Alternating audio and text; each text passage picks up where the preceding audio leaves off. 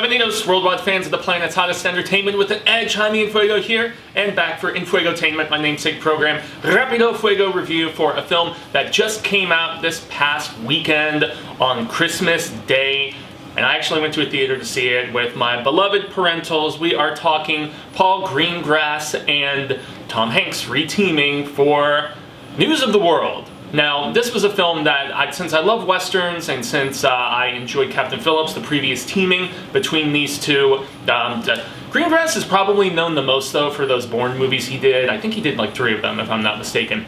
But yeah, man, very talented British director, and he directs the hell out of this western. As I said, I love westerns, and I don't think Hanks had ever done a western before, but here he was, and it's post-Civil War, and he's in Texas, although this was filmed in New Mexico, and to me it's kind of evident that it was New Mexico. But aside from that, it's a beautiful looking film, and you have Hanks, who is dealing with some grief that we don't want to spoil because this is a non-spoiler review, and when he's out on the prairie, he comes across an orphan girl who had basically been raised by Native Americans, and he's basically trying to get her to some relatives in a different part of Texas. And so you kind of get the vibe that this is going to be one of those, dare I say, by the books, and it kind of is. They're going to encounter some bandits along the way. You see, I mean, a lot of what you see in the trailer for this film is what you get.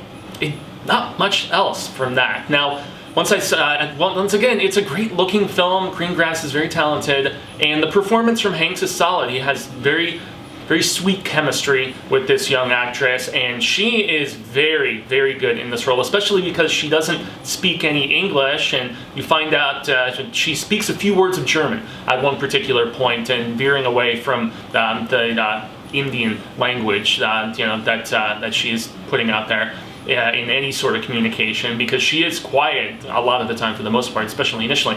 And yeah, so she is very good, and the bandit encounters, when we do have them, they do exude that foreboding nature that you would expect. So, I mean, with all of this talent and with, very solid acting and how great the film looks, you would think this has got to be very enjoyable.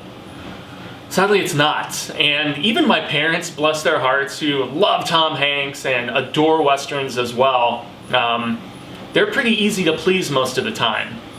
And even they, aside from the points where you basically see what this former, I believe he's a captain, if I'm not mistaken, when you see what he's doing now, and that's where the title of the film comes from, News of the World, he's basically, for a lot of those who are either illiterate or just don't have time to read, or they're very slow about it, whatever, he basically goes around and reads national and just interesting news, to all of these peeps, and travels around and does that, and he's got a theatrical, sort of performance aspect to what he does, and the people just eat it up, man, especially the last tale that he tosses out at the end, which is about some mistaken death and a marriage and a funeral and all this stuff. It's a great story, and it's one of the best moments in the film because of just it exudes and exemplifies in a lot of ways the talent that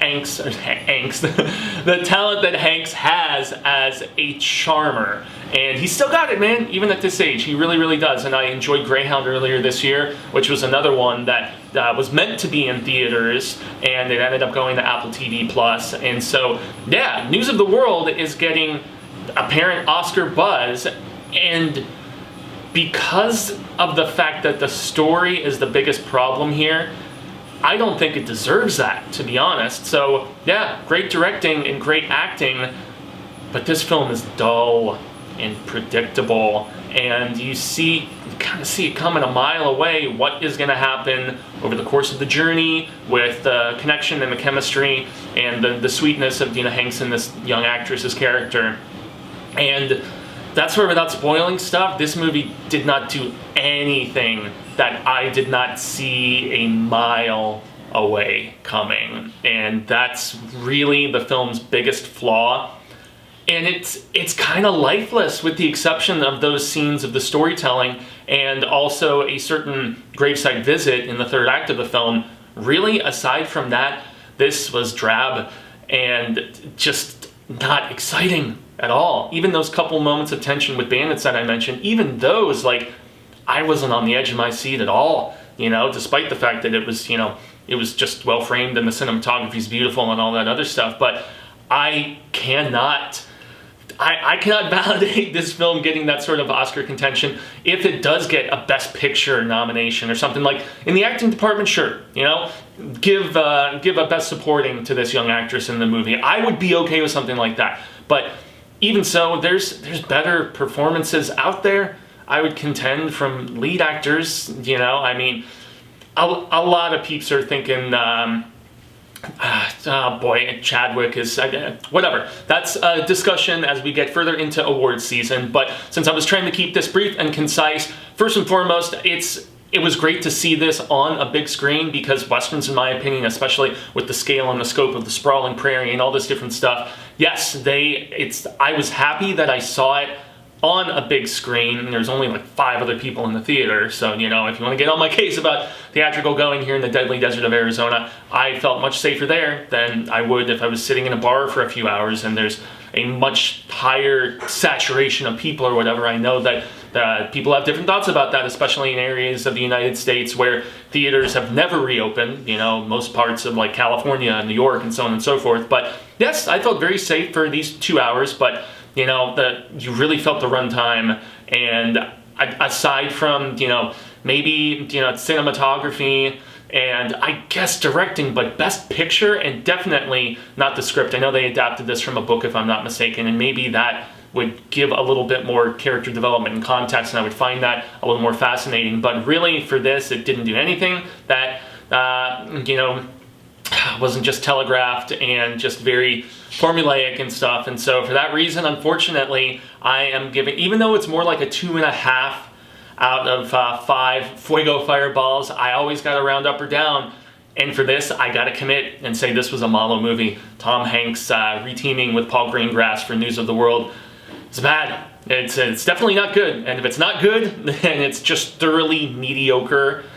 I have to just call it like I saw it. So there you have it, everybody. I'm Jaime En Fuego, and y'all can find me on all social media sectors like Twitter, Instagram, Facebook, here on the YouTubes, where a like, a share, a subscribe of this video means a hell of a lot. If you like Westerns enough, maybe once it is on a streaming service, or if you feel like spending, you know, like $4.99, $5.99 VOD, whatever, I would imagine, since they have been speeding up these sort of situations in the midst of this crazy pandemic-fueled year and whatnot, I would imagine it's probably going to be on that theater at home rather quickly. But I don't know if I justify $19.99 for this, man. I mean, we actually went to an AMC that has, I believe we spent, what, like $8 a ticket. So here in Arizona, that's not really that terrible. But yeah, disappointing, unfortunately. But here on my separate solo YouTube channel, I do coverage of all kinds of stuff that is not of the scarific variety, because you can see myself and the rest of the team at youtube.com/thehorrorshow channel